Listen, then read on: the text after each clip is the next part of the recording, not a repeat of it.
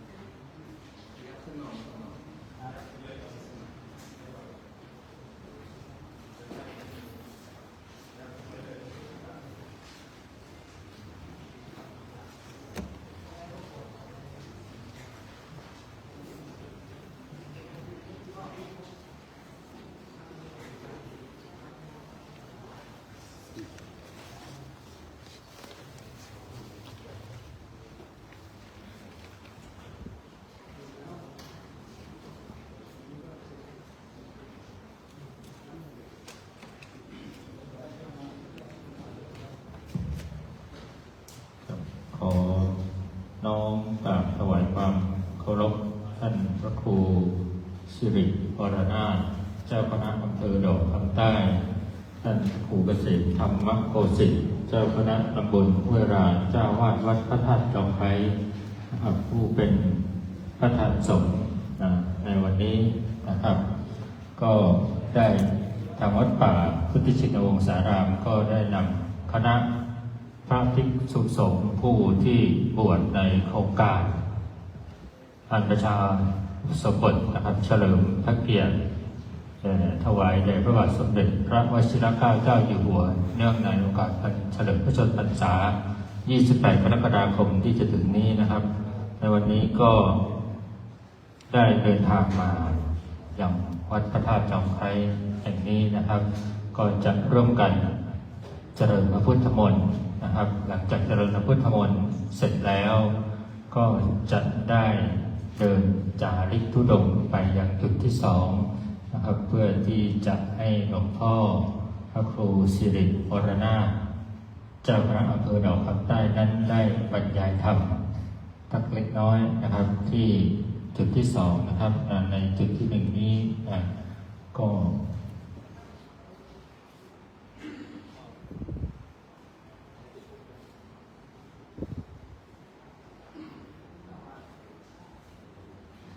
จะได้ครับขอความเมตตานะครับหลวงพ่อพระพี่เลี้ยงนิมนต์มาข้างหน้าตรงนี้ก็ได้นะครับ เราจะได้กราบอาราธนาหลวงพ่อท่านพระครูสิริวรนาถนะครับในจุดธูปเทียนบูชาพระรัตนตรัย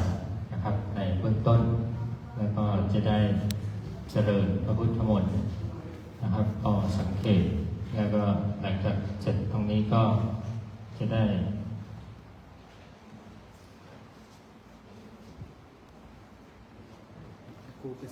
ก็จะได้ถวายจตุปัจจัยไตรยธรรมแด่ท่านพระครูเกษมธรรมโคสิทธิ์เจ้าคณะตำบลห้วยราชเจ้าอาวาสวัดจอมไคนะครับเป็นลำดับสืบไปดังนั้นนี้ก็ขอกราบอาราธนาหลวงพ่อพระครูสิริวรนาถได้จุดธูปเทียนบูชาพระรัตนตรัยในเบื้องต้นของพระผมขอกราบอาราธนาด้วยความเคารพครับครับไม่ต้องรูปเข่าประนมมือขึ้นครับ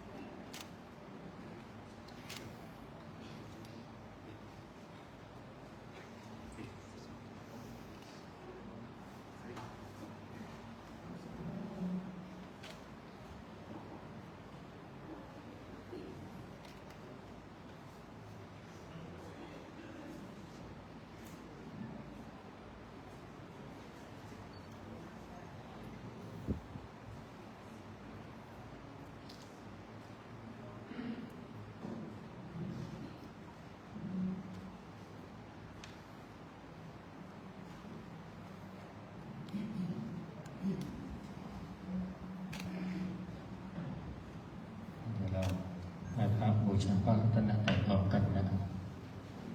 อะระหังสัมมาสัมพุทโธภะคะวาพุทธังภะคะวันตังอะภิวาเทมิสัพวะคาโตภะคะวะตาธัมโมธัมมังนัมมัสสามิสุปฏิปันโนภะคะวะโตสาวกสังโฆสังฆังนะมามิอันนมยังพุทธัสสะภะคะวะโตปุพพาคณมปารังกะโรมัสเสนะโมตัสสะภะคะวะโต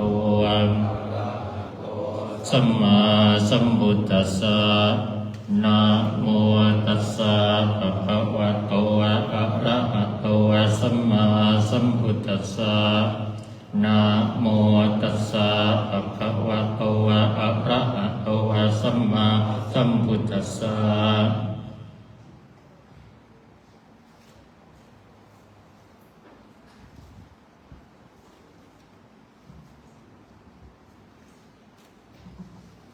ครับเดี๋ยวในอันดับต่อจากนี้ไปก็ให้หลวงพ่อ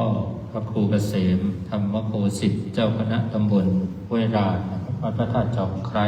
นะครับได้บรรยายนะครับทำเกี่ยวกับพระธาตุจอมไคร้เอาเป็นสังเขปสักเล็กน้อยนะครับให้พระนวากาศทั้ง102รูปนะครับได้รับฟังการบรรยายธรรมในครั้งนี้แล้วก็หลังจากที่หลวงพ่อบรรยายธรรมเสร็จก็จะได้ ถวายจตุปัจจัยไทยธรรมและเราก็จะได้ร่วมกันเจริญพระพุทธมนต์สักเล็กน้อยนะครับ ก่อนที่จะเดินจาริกธุดงค์ขอกราบพระรัตนาครับผม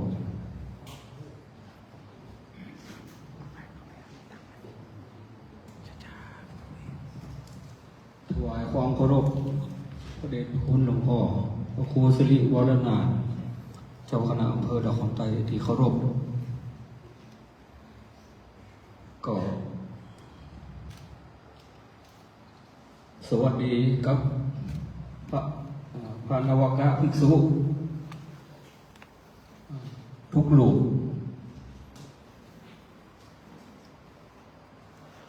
วันนี้ก็รู้สึกบอกเคยสบายก็เลยพยายามเข้ามาในโบสถ์จนได้ ก็ยินดีต้อนรับกับพระนวากะภิกษุทุกรูปตลอดจนถึงพระอาจารย์พระปิเลียมประวัติพระธาตุจอมไข่โดยสังเขปก็ตามที่หนังสือพระเจ้าเลี้ยงโลกคนได้จารึกไว้ว่าพระธาตุจอมไข่แห่งนี้เมื่อพระพุทธเจ้าได้อายุ60 พรรษาได้มาไหว้ศาสนาที่บนพระธาตุจอมไข่แห่งนี้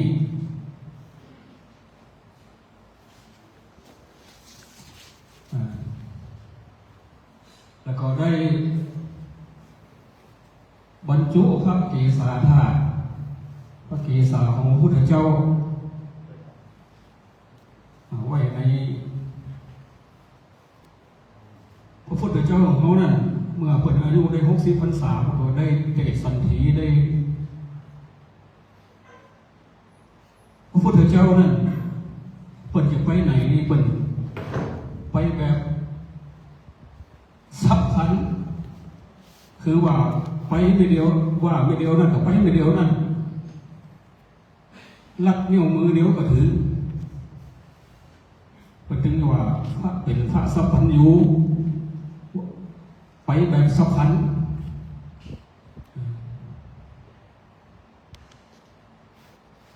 ก็คนก็ได้มาบรรจุพระเกศาธาตุหลังจากเมินไปก็เมื่อนานไปเมื่อปีพ.ศ. 2470ก็มี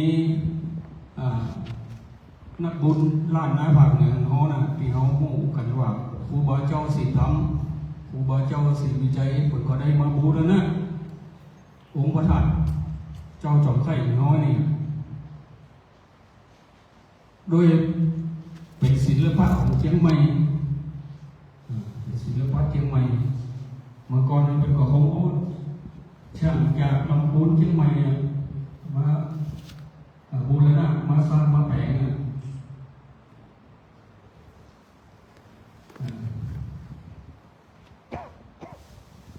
แล้วก็มีหลังจากมีคนบูรณะเรียบร้อยแล้วคนก็กำหนดวันฉลองเมื่อเดือน5 เพ็ญเดือน5เหนือของบ้านเฮาน่ะปกติก็จะมีงานประเพณีตั้งแต่นั้นมาเมื่อเดือน5 เพ็ญมาทุกจอดมาถึงกับทำพิธีไหว้สาพระธาตุเจ้าจอมไข่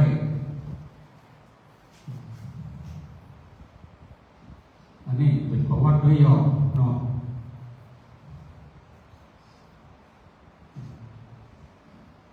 ท่านรู้ไหนพอเข้าใจจะถามอันนี้ก็นิมนต์ถามได้เดี๋ยวเข้าใจ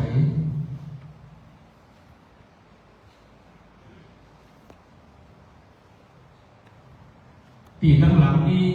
คนกับกล่าวไว้ในตำนานว่าคนจะสร้างเจดีย์หัวไว้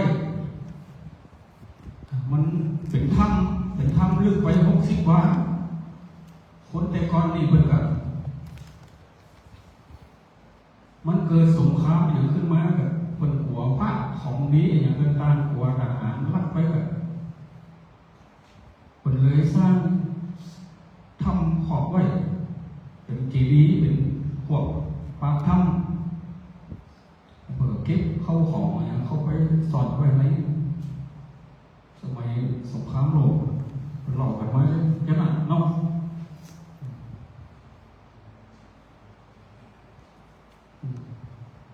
ต้องฟังได้ฟังว่าเนาะเดี๋ยวเขาแอวมันไปทายโลกอยู่บนทางกลับมันกันอย่างลูกนี้ไว้กับปฏิไก่ประมาณกิโลเดียวจากวัดตามยังไป600 เมตรขึ้นมานี่อย่างกับประมาณกิโลไก่ตัวนี้กิโลเมื่อก่อนผมไปบิณฑบาตอ้อมหมู่บ้านมันเดินทั้งไปทั้งกลับแล้วมาเดียวนี่มันมีรถไปจอดต่ำกาบม่วงก็นี่ผมขึ้นมาอยู่ใหม่ๆนี่โอ้บินหลอกว่าโอเค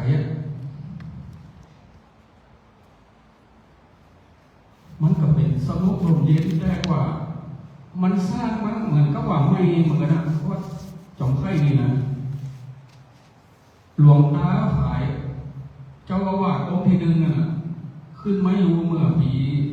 2530มันก็เป็นวัดเก่าอยู่เนี่ยวัดเก่าจอมไข่นี่บ่มีทุกเจ้ามาอยู่เป็นแน่เป็นนอนก็มีมาต้น2 ต้นถ้าเตียนไข่หมดเขาเกิดจะเล่นไปอยู่ที่อื่นเนี่ยเองเพราะมันแต่ก่อนก็น่ากลัวอยู่บนถาดนี่นะมันอยู่ในป่าในดงเนาะบ้านสถาญาติโยมก็อยู่ทั้งลุ่มบนขึ้นมาอยู่ตรงบนนะแล้วมาเดียวนี่มันเจริญรุ่งเรืองมาพองแล้วคุณนิมนต์หลวงตามาดูปี2530นะครับหลวงตาเปิดกับมาสิ้นอายุมรณภาพไปกับเมื่อปี50นะ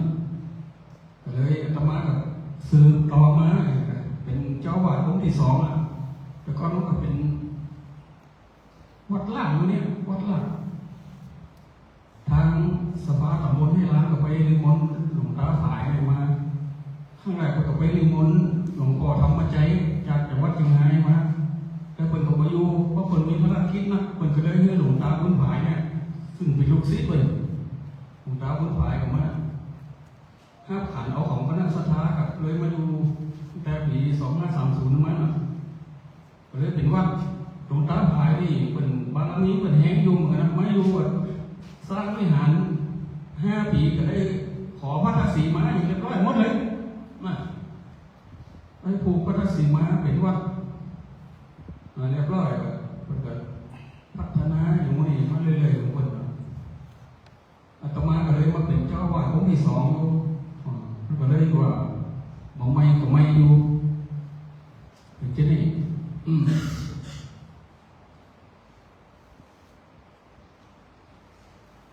แต่ศรัทธากับเมื่อก่อนมีตำบลห้วยล้านมันเดี๋ยวนี้เป็น3 ตำบลละเดี๋ยวมันแยกเป็น3 ตำบลละเป็นต่างคนกับต่างมีปัญหามีอย่างของใครของมันศรัทธาได้ว่าการทำบุญอย่างนี้มันก็ตึงกันอยู่ถึงกันอยู่ทำมันสะดวกสบายขึ้นมาละเดียวไปอย่าถามอย่างถ้าประถามกับทานไว้เลยหนอมันต้องฟังมันนี่พี่ลุงเนี่ย30 นาทีเนี่ยมันย่อยได้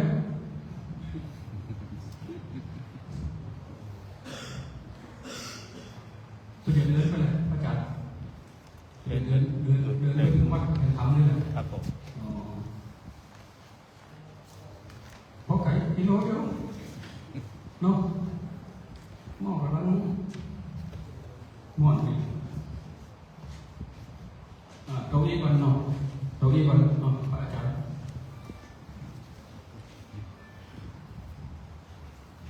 ขอกราบขอบพระคุณในความเมตตาของหลวงพ่อพระครูเกษมธรรมโคสิทธิ์เจ้าคณะตำบลห้วยลาดนะครับในลำดับจากนี้ก็จะได้เตรียมไทยธรรมอยู่ที่ไหนครับไทยธรรมถวายหลวงพ่อพระครูเกษมธรรมโคสิทธิ์เดี๋ยวให้ตัวแทนคณะวัฒน์เป็นผู้ถวาย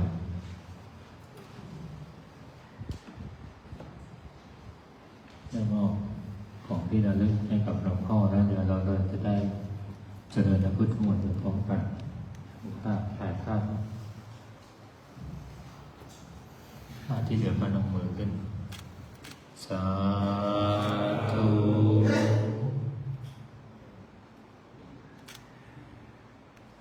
เดี๋ยวเราจะได้ร่วมกันเจริญพุทธมนต์นะครับถวายเป็นพระราชกุศลผมขอเป็นตัวแทนนำพระใหม่ทั้งหมดนะครับขอโอกาสหลวงพ่อพระครูสิริวรนาถและท่านพระครูเกษมธรรมโคสิทธิ์นะครับพระมหาเถระทั้งสองรูปเลยสังฆมณฑลนี้นะครับสมันตอนจักวาเรตุอัตราปัสสันตุเทวตาสัทธมังมุนิราชัสสะสุนันตุสัพพโมฆะทังสัพเพกาเมจารูเปกิริสิขะรัตเต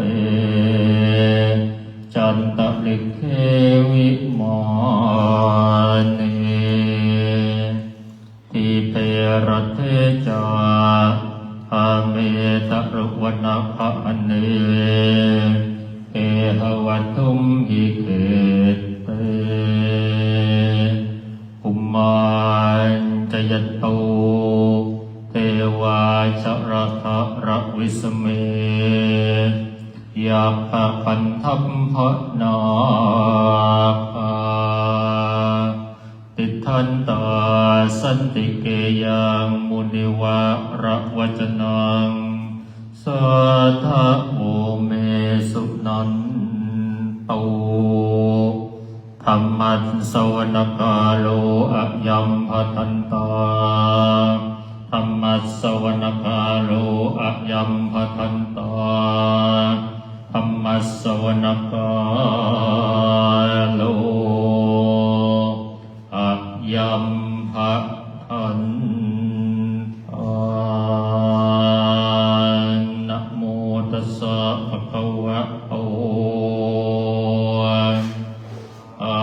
ระหะโตสัมมาสัมพุทธัสสะนะโมตัสสะภะคะวะโตอะระหะโตสัมมาสัมพุทธัสสะนะโมตัสสะภะคะวะโตอะระหะโตสัมมา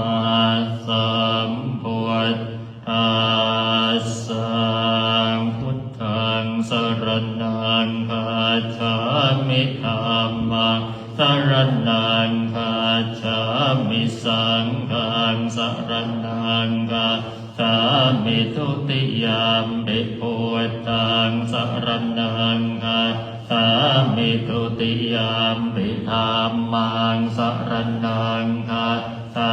มิทุติยามปิสังฆังสรณังคัจฉามิตติยามปิพุทธังสรณังคัจฉามิตติยามปิธัมมังสรณังคัจฉามิตติยามปิสังฆังสรณังคัจฉามิหมุนเปิดหนังสือไปหน้า83อนุตตรังอภิสัมโพธิงสัมพุทธิตวะตัทธาคตโวปัตตมังยังอเตเสสิธรรมจักกังอนุตตรัง สัมมาเทวะปวัตเตนโตโลเกอปปติวัตติยังยัตถาคาตาอุโหอันตาปฏิปติจัตมัจจิมาจตุสวาริยสัจเจสุวิสุทธังญาณทัสสนังเตสิตังธัมมราเจนะสัมมาสัมโพธิกิตตนังนาเมนะวิสุตตังสุตตังธัมมจักกัปปวัตตนังวยากรณปะเทนะสังกีตันตัมอนามะเสงเอวัมเมสุตังเอกังสัมมยังภะคะวาภาระตัสสิยังวิหารติอิสิปัตตเตมิปัตตาเยราตโตภะคะวาอัญจวัคคิเยภิกขุอามาเตสิกเวเมเวกเว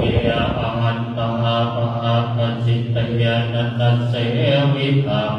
อายุวัจายังกาเมสุกามัสสุขันลิกาตุโยโภวะเอโตวะธัมโมวะโภวะตุวะจักนิโกวะอันนาริโยวะอันนาตัสสะอิโตวะโยวะจายังอาตะกิรัมมัตตานุโยวะโภวะตุโภวะอันนาริโยวะอันนาตัสสะอิโตวะเอเตเตภิกขเวอุโภวะอันเตอนุกัมตัมมัมมาสิมาปฏิปัตตาตถาคตยนะอภิสัมโอทาจาปุกรณียานักรณียอุปสมายะอภิญายสัมโอทายนิพานายสังวาตติกตมาจัสสะภิกขเวมาจิมาปฏิปตาตถาคตยนะอภิสัมโอทาจาปุกรณียานักรณียอุปสมายะอภิญายสัมโอทายนิพานายสังวาตติอัญญเมวะอะลิโยวะอะทังกิโกวะวะโอวะไสยตินังสัมมาเทติสัมมาสังกัปโอวะสัมมาวาจาสัมมากัมมันโตวะสัมมาอาชีวะสัมมาวายาโมวะสัมมาสติสัมมาสมาธิอายังโอวะสาภิกขเวมาจิมาปฏิปตาตถาคตยนะอภิสัมโพธาจาตุกรณียานักรณียอุปสมายะอภิญายสัมโพธายนิพานายสังวาตติอิทังโภวะปัตตะภิกขเวทุกขังอริยสัจจังชาติปิทุกขาชราปิทุกขามรณะปิทุกขังโสภปนิเทวทุกขโตวะมนาสุปายาสาปิทุกขาอาปิเยหิสัมปโยวะโควะโตโควะปิเยหิเวอโยวะโควะโตโควะยาเปตังนังลัปติตามปิตุทังสังกิเตยนะปัญจุปาทานขันตาทุกขาอิทังโควะปัตตะภิกขเวทุกขสมุทัยโยวะอริยสัจจังญายังปัญหาโควะโนภวิกานันทิราคัสสะคตาตัตตตระกราภินันติเนสัยยตินังกามตัณหาภวตัณหาวิภวตัณหาอิทังโค วปันภิกขเวตุกนิโรธวะอริยสัจจังโยตัสสาเยวตัณหายะเสสวิราคะนิโรธวะจาโคปฏิเนสะโคมุติอนาลโยวอิทาโควปันภิกขเวตุกนิโรธคามินีปฏิปทาอริยสัจจังอัญญเมวะหะริโยอัตถังอิโกมัคโควไสยติตังสัมมาทิฏฐิสัมมาสังกัปปะสัมมาวาจาสัมมากัมมันโตสัมมาอาชีวะสัมมาวายามุสัมมาสติสัมมาสมาธิอิทังทุกขังอริยสัจจันติเมภิกขเวปุพเพอนันโนสุเตสุทัพเพสุจักขุงอุตตปาทิญาณังอุตตปาทิปัญญาอุตตปาทิวิชชาอุตตปาทิอาโลโกอุตตปาทิตังโกปณิตังโตขังอริยสัจจังปะลินญายันติเมภิกขเวปุพเพอนันโนสุเตสุตัมเมสุจักขุงอุตตปาทิญาณังอุตตปาทิปัญญาอุตตปาทิวิชชาอุตตปาทิอาโลโกอุตตปาทิตังโกปณิตังโตขังอริยสัจจังปะลินญาตันติเมภิกขเวปุพเพอนันโนสุเตสุธัมเมสุจักขุงอุตตปาทิญาณังอุตตปาทิปัญญาอุตตปาทิวิชชาอุตตปาทิอาโลโกอุตตปาทิอิทังทุกขสมุทัยโยอริยสัจจันติเมภิกขเวปุพเพอนันโนสุเตสุทัพเพสุจักขุงอุตตปาทิญาณังอุตตปาทิปัญญาอุตตปาทิวิชชาอุตตปาทิอาโลโกอุตตปาทิตังโกปณิตังโตทัสสมุทัยโยอริยสัจจังปะหาตัพพันติเมภิกขเวปุพเพ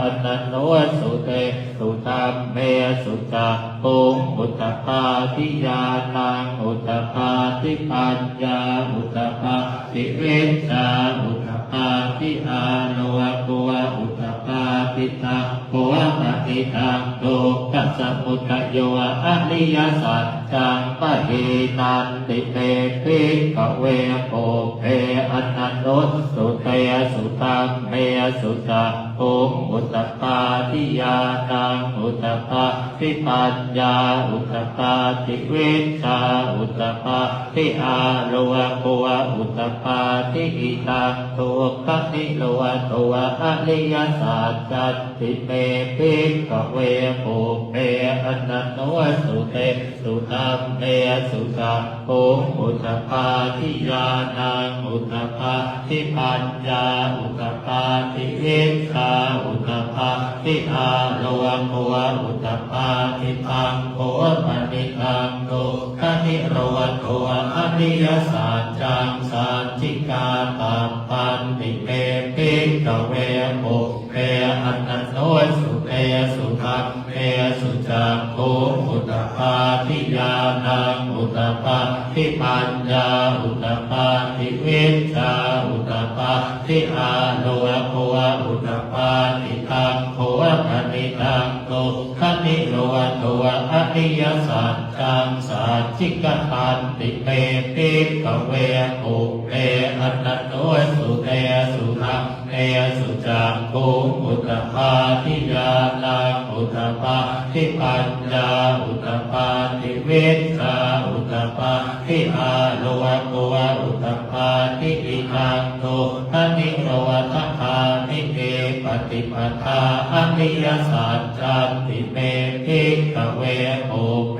อนันโตสุเตสุธรรมเนสุสัพโคอุตตปาทิญาณังอุตตปาทิปัญญาอุตตปาทิวิชชาอุตตปาทิอาโลโกอุตตปาทิตังโคปนิทังโตปนิโลทัคคามิเอปฏิปทาอริยสัจจังภาเวทัพพันติเตภิกขเวโอเป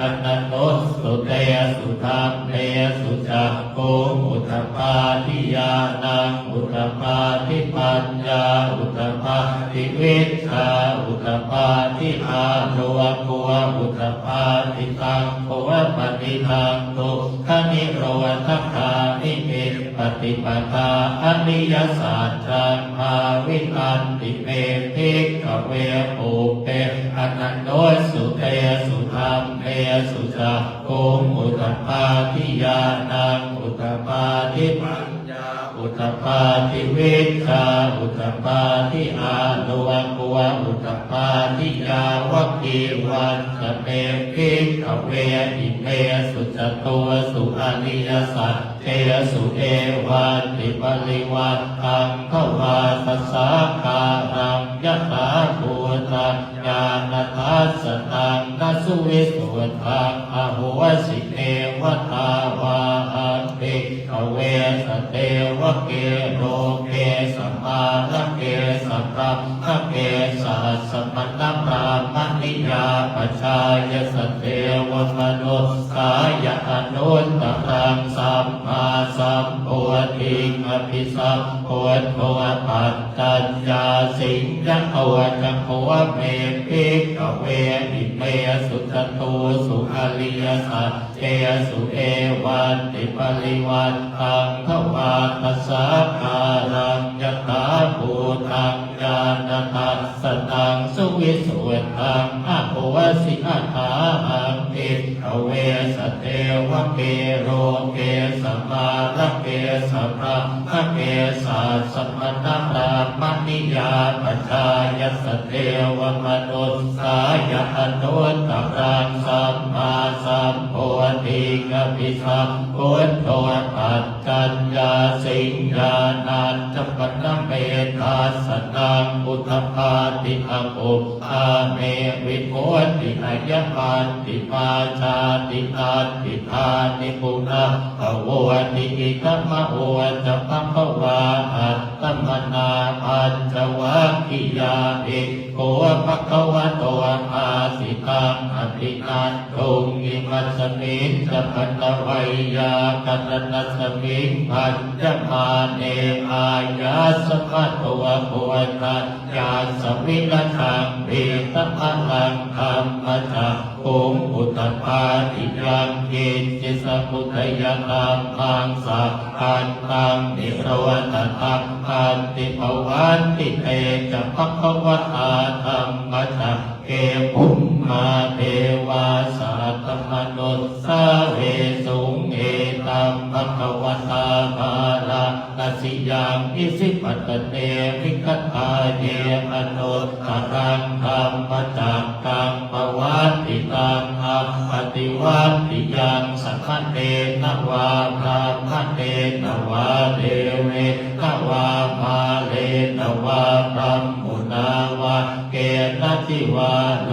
กัสสมิเตภุมมานังเดวานังตัตตังสุตวาจาตุมมหาราชิกาเทวาสัพพมนุสสาเวสุงจาตุมมหาราชิกานังเทวานังสัตตังสุตวาตาวติงสาเท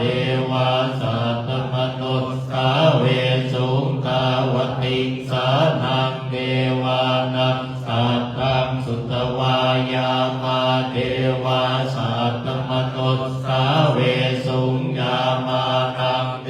วานังสัตตังสุตวาตุสิตาเทวาสัตตมนุสสาเวสุงตุสิตานังเทวานังสั อัตตังสุตวานิมานรติเทวสัตตมโนสาเวสุนิมานรตินังเดว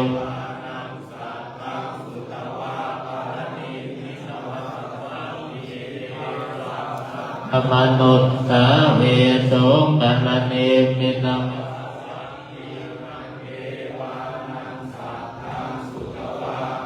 อัมมปาริสัจจเทวาสัตตมนุษย์สาเวสุอัมมปาริสัจจานังเทวานังสัตตังสุตวาพระมะระวะหิตาเทวาสัตตมนุษย์สาเวสุอัมมปะระวะหิตานังเทวานังสัตตังสุตวามหาพรหมาเทวาสัตตมนุษย์สาเวสุมหาพรหมานังเทวานังสัตตังสุตวาปริตตาภาเทวาสัตตมนุษย์สาเวสุปริตตาภานังเทวานังสัตตังสุตวาอัปปมานาภาเทวาสัตตมนุษย์สาเวสุอัปปมานาภานังเทวานังสัตตังสุต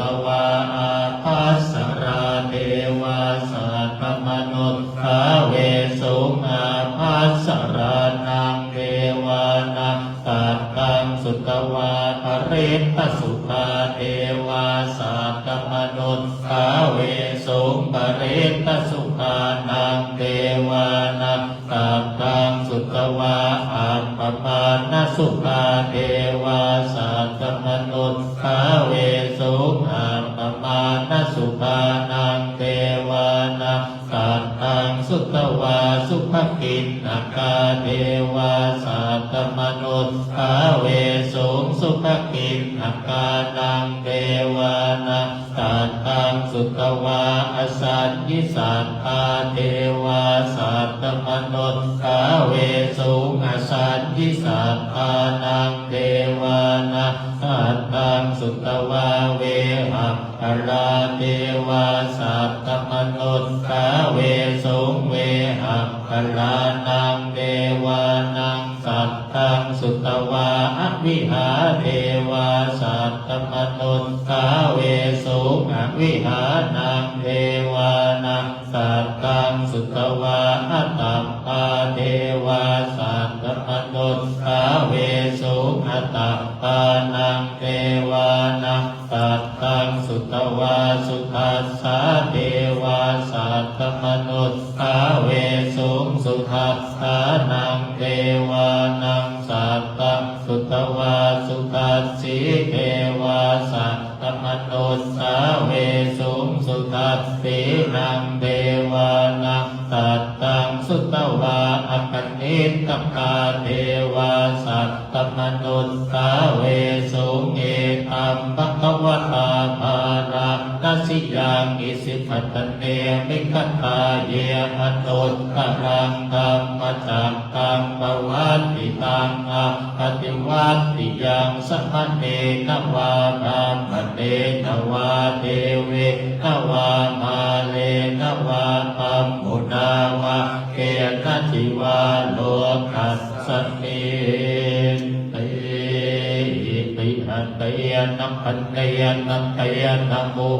เตยนยาวะปัมมโลกาสัตตัวอาโภ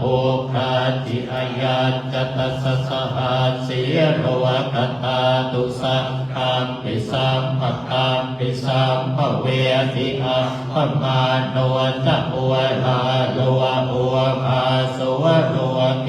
ปาตุระหัวสิอติกัมเมวะเทวานังเท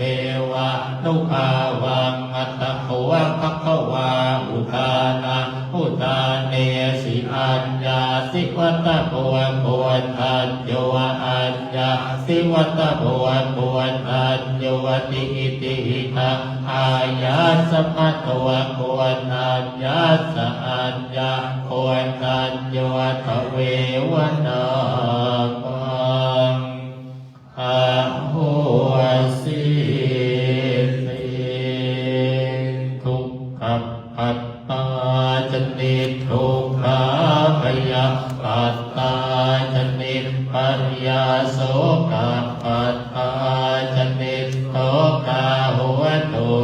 พเพปิปานิโนเอตาวตากะอัมเหหิสัมปตังปุญญสัมปตังสัพเพเทวานุโมทันตุสัพพสัมปัตติสิทธิยาตานังตทันตุสัทธายสีลังลักขันตุสัพพทาภาวนาภิรตาโหตุขันฉันตุเทวตาคัตตาสัพเพพุทธาภลัพพัตตาปัจเจกานันจะยังพลังอรหันตานันจะเตเชมะขังบันทามิสัพพัสโสเอาชีวิตบทสวดถวายพระพรพระบาทสมเด็จพระวชิรเกล้าอยู่หัวขึ้นมานะมหาวชิรารังกัประโดไทยานังอัมมคันติโยมหาปุญโยมหาเตโชพันติเมตตาติทัพพิโกสัมโพธมามะโพอะโพสาสนาสุขตัมภะโพไทยราชอาสะทายปรัญญานิปโภคเตภิกขุสาสนกิจเตสุสังขันนาติวิเศษโตอุปัฏฐัมปติเตสัจจปิตตาตยสิกขนังจิตเตนะสาธุตารายรัตเทสัจฉันตคาลิโนคาเลตุปุติภาวายราธาสัจจปัจจายจะเตจัตตภราเยสังอิตังกะเลสุเตตัสสะตัตโตวัฏไทยิกาสัพเพสมัคคาสันติชีวิโนปิโยเอตังปิยายันติภวันติทันอภัตติกาสามาทิยาจะสัพเพสังไขยเตโสวิโรจตินานาเทเสสุปัญญาโตนิขโยนิรุปัตถโวอิทาเนโสมหาราชาเทวสัตติสมายุโกวิเสมังคะเลภาเลเทมาสัจยมังพรังรัตนัตกยานุภาเวนรัตนัตกยเตจัสสะปะระเมตมหาราชาไทยานังนันติวัฒโนจิราชีวัตุทีขายุวันโนเปโตสุเขติโตพระรูเปโตจัสสะพัทธปัปโพวตุสัพพมังคลังสิริรัตเจปฏิภาตุนิจังภัตรานิปัสสตุสัพเพมะหิติกาเทวาอภิคาเลตุนังสัทธาจิรังติตตุโรคัสมิงสัมมาสัมพุทธัสสะสนันติภะมะราชินีอาคาสุติตวาหายสัสสินีทัสมินทัพพุปาราสวีระภูตาภิวัตตปาปุญญาธิการสัมปันนาสิริสัมปัตติสังยุตตาวินีตัตตาสุวิกันตาสัพพากัปปวิลาสินีนานาวิธิอิพยัตตาตะปุญญาติวินัยันกาสังวิธาเนจะโอกกัปปาปาปุญเยนะสัมมาปัตติตาสัมมาสุภาวิตาระ คาปะระเม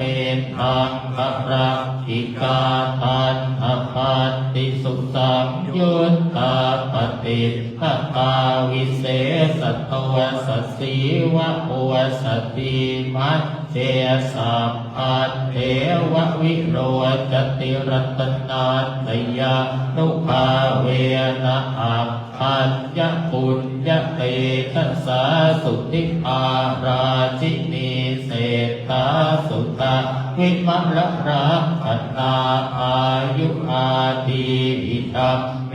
หิอุตตะเลปิภวัตตตุสัพพาสิลีจักปิโยโสสัพพานิมังครานิจัสสัพปากิติจักปิโยโสสังวันตันตุอภิกขังตัสสะเตชานุภาโวจะอุรารัตโวภวัตตตุสัพเพมะหิติกาเทวาอภิปาเรตุนังสัพพะภวัตตุสัพพะมังคลังขันตุสัพพะเทวตาสัพพะพุทธานุภาเวนัสสตาโสติภวัตตุเตภวัตตุสัพพะมังคลังขันตุสัพพะเทวตาสัพพะธัมมานุภาเวนัสสตาโสติภวัตตุเตภวัตตุสัพพะมังคลังละขันตุสัพพะเทวตาสัพพะสังฆานุ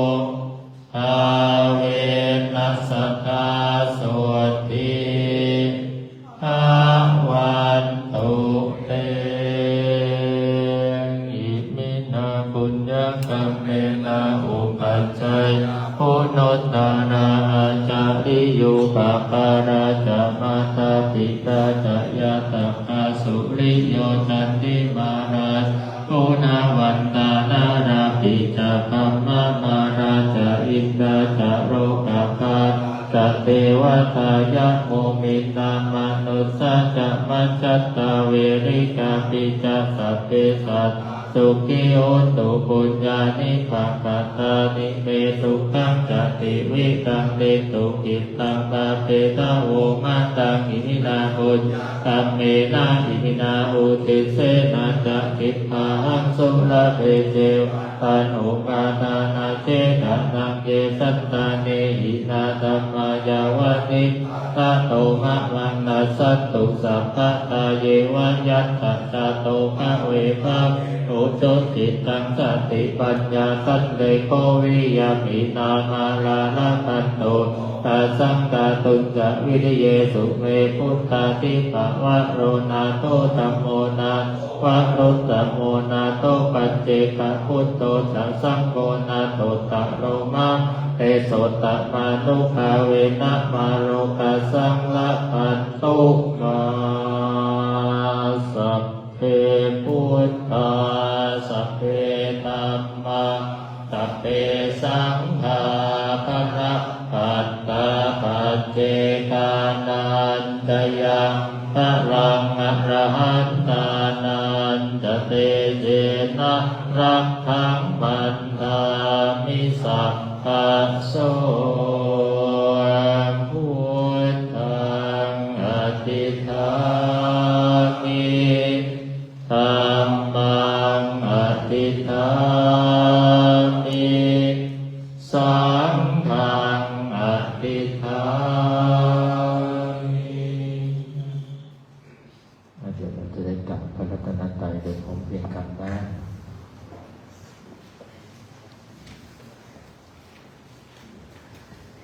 อะระหังสัมมาสัมพุทโธ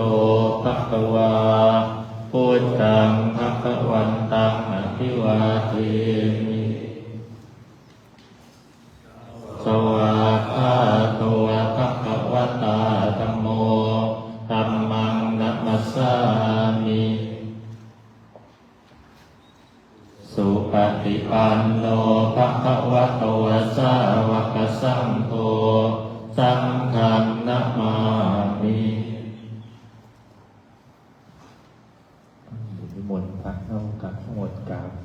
นะครับพร้อมเพรียงกันนะ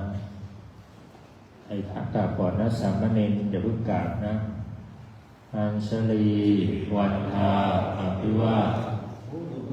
มีนาโถพระพุทธเจ้าเป็นที่พึ่งของข้าพเจ้าอัญชลีวันทาอภิวาทธัมโมเมนาโถพระธรรมเป็นที่พึ่งของข้าพเจ้าอัญชลีวันทาอภิวาทสังโฆเมนาโถพระสงฆ์เป็นที่พึ่งของข้าพเจ้าอัญชลีวันทาอัญชลีสามเณรอยู่ที่ไหนสามเณรอยู่ไหนสามเณรกราบหลวงพ่อด้วยอัญชลีวันทาวิวาทพร้อมกัน1 2 3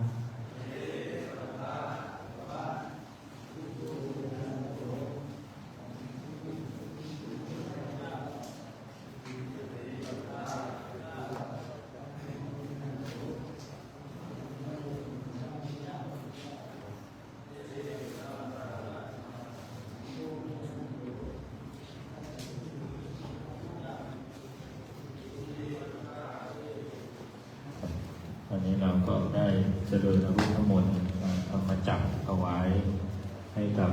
วัดหลวงพ่อให้กับอุโบสถแห่งนี้นะครับข้าก้าวกับผมในนามตัวแทนของท่านพระครูอภิรักษ์ชินวงศ์ก็ขอกราบขอบพระคุณหลวงพ่อพระครูเกษมคำพระโกสิทธิ์เจ้าคณะตำบลห้วยราเจ้าวาดพระธาตุจอมไทยนะครับได้ให้พระนวกาศจำนวน102 รูปที่บวชในโครงการได้มาใช้สถานที่แห่งนี้ผ่านสิ่งประการใดก็ขอกราบสถานไฟในโครงการนี้ด้วยครับผม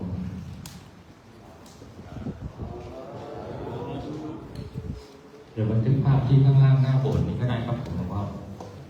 หน้าโบสถ์เรานิมนต์พระใหม่แล้วก็สามเณรท่านจัดเหมือนที่เคยจัดปกตินะครับ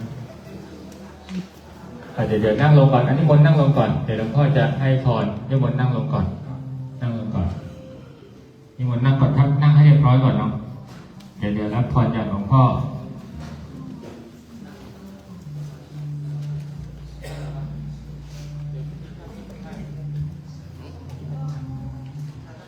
สำหรับการบันทึกภาพตรงนี้2 ชุดอยู่หน้าโบสถ์นี้ครับบนพระธาตุ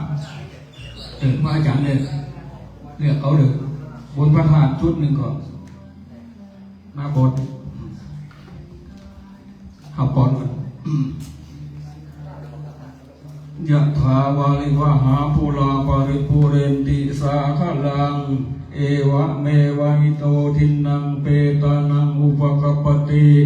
อิสิตังปฏิตังตุมังคิปเมวะสมิสสตุสัพเพปุเรนตุสังกัปปาจันโทปนะละโสยะถามณิโชติละโสยะถาภวะสัพพิติโยวิวัสสันตุสัพพะโลโกวินัสสตุมาเตภวัตวันตรายโยสุขีทีขายุโกภวะอภิวาทนาสีนิสนิจังพุทธาปจายโนจัตตาโลธรรมาวัฏันติอายุวันโนสุขังภาลัง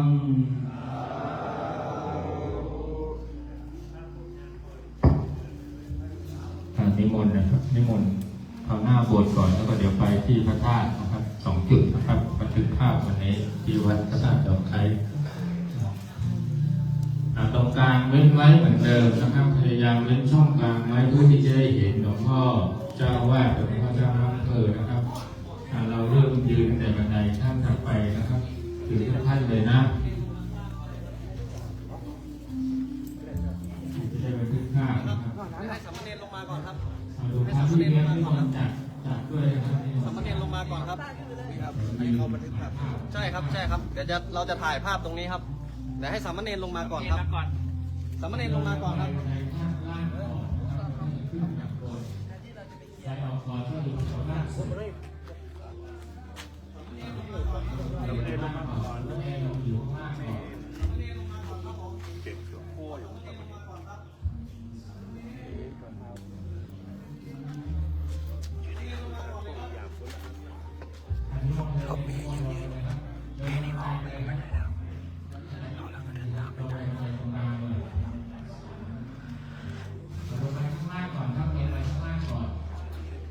บอกพี่โจให้ทีมงานมาบวชแล้วมั้ง ยืนให้ฝั่ง5 รูป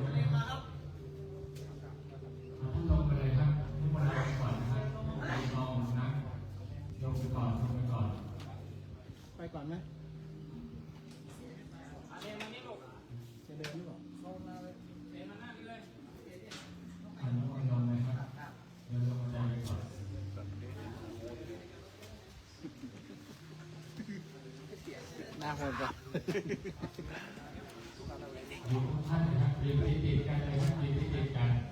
ยืนติดกันลงไปเลยครับเจอไปอีกเจอไปอีกลงไปอีกครับ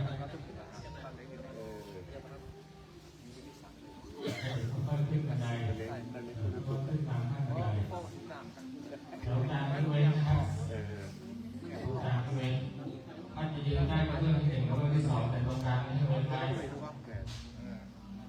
เส้นกลางไม่เว้นนะครับลงไปอีกครับลงไปอีกอันคนเดินลงไปเรื่อยๆครับที่เลี้ยงจัดอยู่ข้างหน้าครับ คือตุ๊กป่ออยู่แน่ก็ได้น่ะเน่สำหรับตุ๊กป่อมาแน่ก็ได้น่ะ พยายามยืนสลับฟันปลาตัวสูงๆให้อยู่ข้างๆนะครับสูงๆให้อยู่ข้างๆ ถอนนิดนึง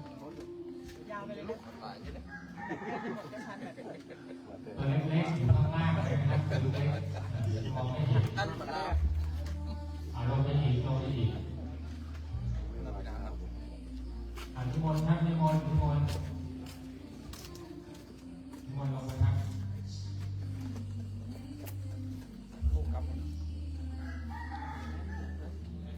เอาจัดไปลงไปอีกครับลงไปอีก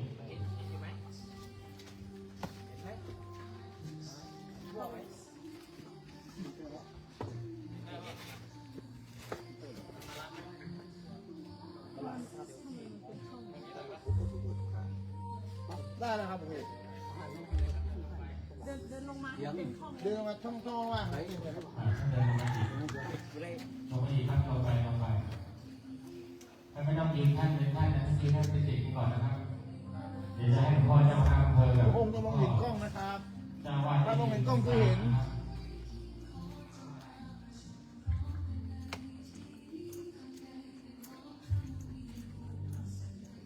มาลงไปสักนิดลงไปลงไป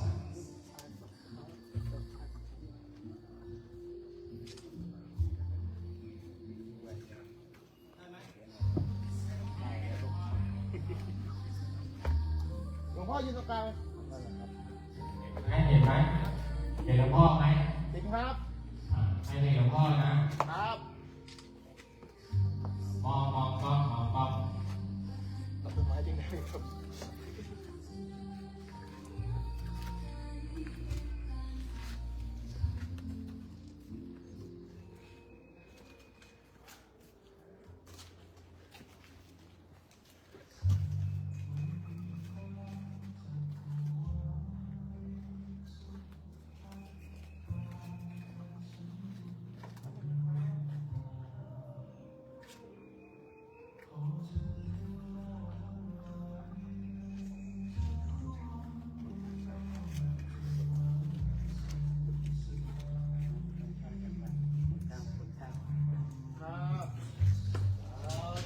สาธุไปจุดที่สองที่วัดพระธาตุครับไปตรงตัวพระธาตุทางนั้นนู้นเลยครับไม่ได้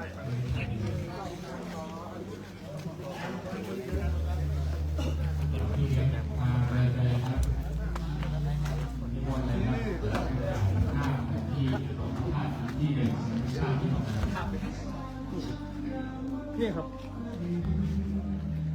เอารองเท้า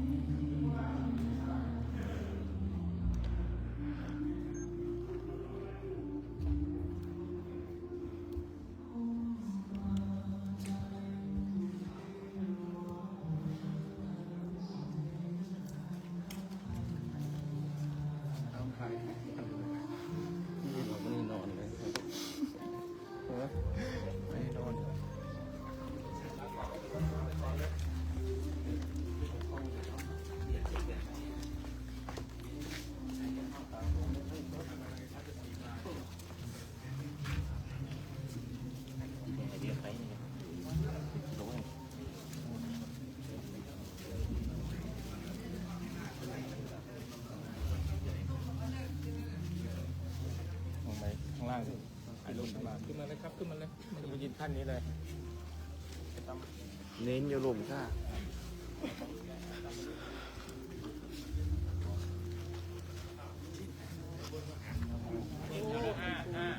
กลางเมตรขยับไปเลยครับขยับไปเลยทำมา5โดนเขาที่อยู่ในกินเองไม่ได้แต่มันคืออย่างครับเขาไม่แมงยุ่งหมด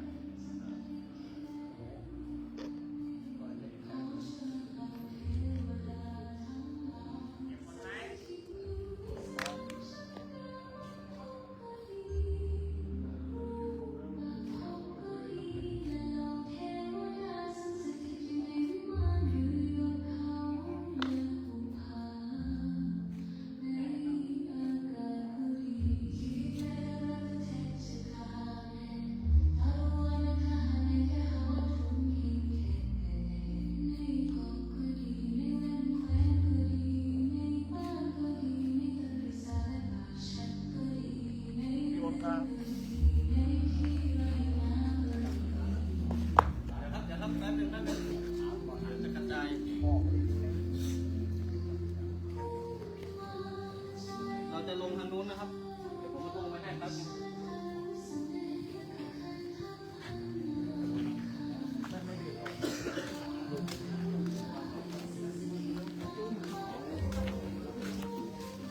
รับไทยลูกสักตัวทั้งโลกก่อนบอกฮะตัวไปมันได้ก่อนโอ้ตัวปีกจะมาเป็นตัวโลก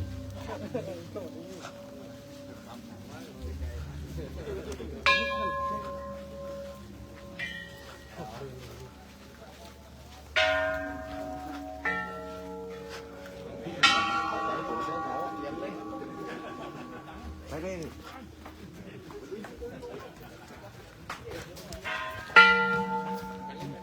ไม่ไปหรอกคนนี้เขาไปแล้วเมื่อกี้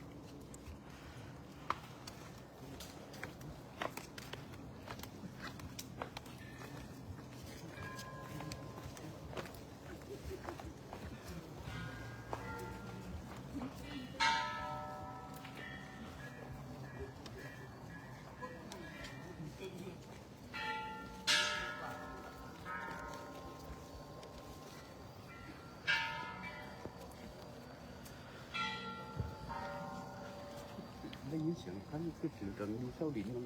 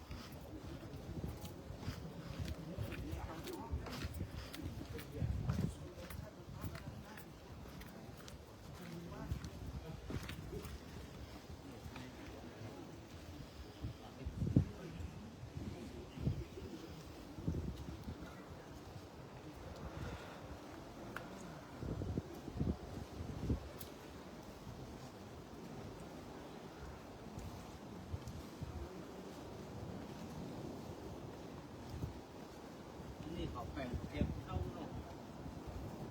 อ่ะสุดเลย คนแต่มันไม่รู้ว่าผมมีการพูดขึ้นก็แบบนี่นะแบ่งก้อนตายเขาขนาดนี้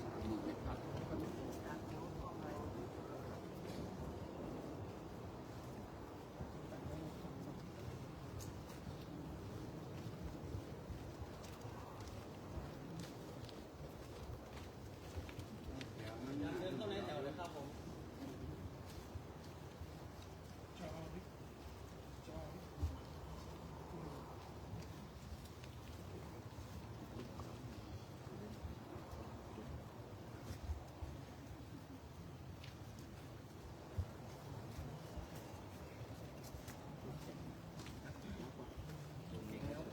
อันนี้วัดนี่นะครับ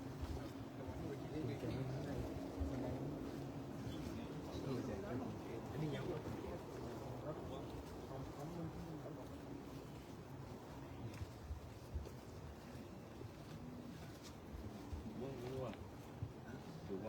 không uống mừng đấy tấn tấn tấn đi đi qua nào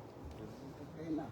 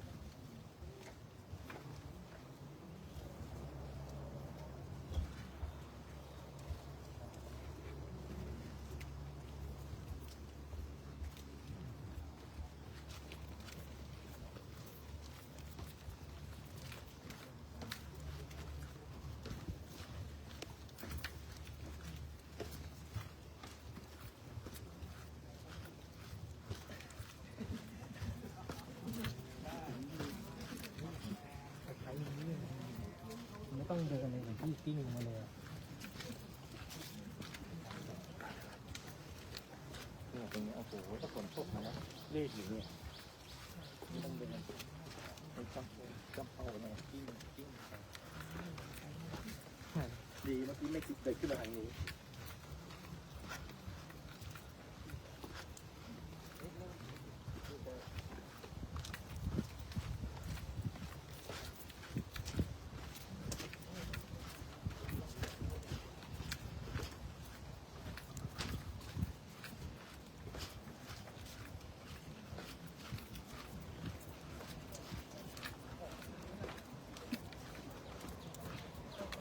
ไหวบอกนะหลวงตา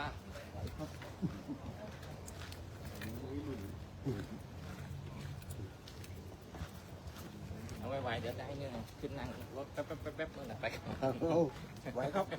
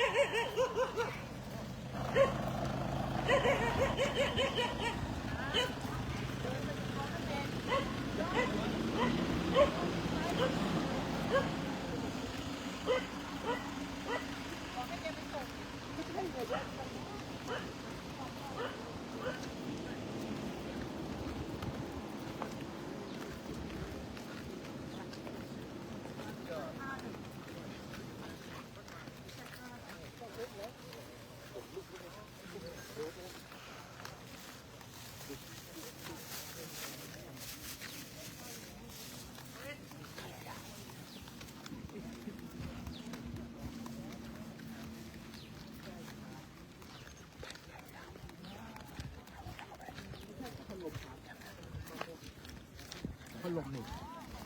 ใช่พัดลม เอาจิตแล้วใช่ไหมอ๋อเดี๋ยวแล้วก็ได้จะไม่อยู่แล้วหรอกครับ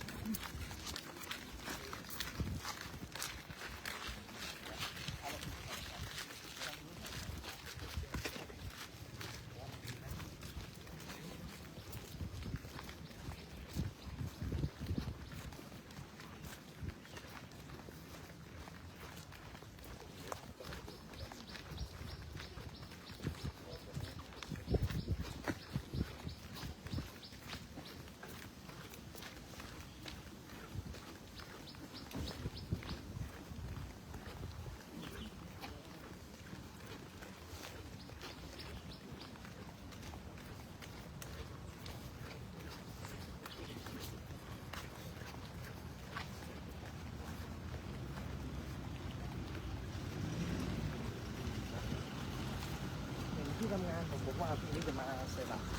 ที่ไหนไปเลยไป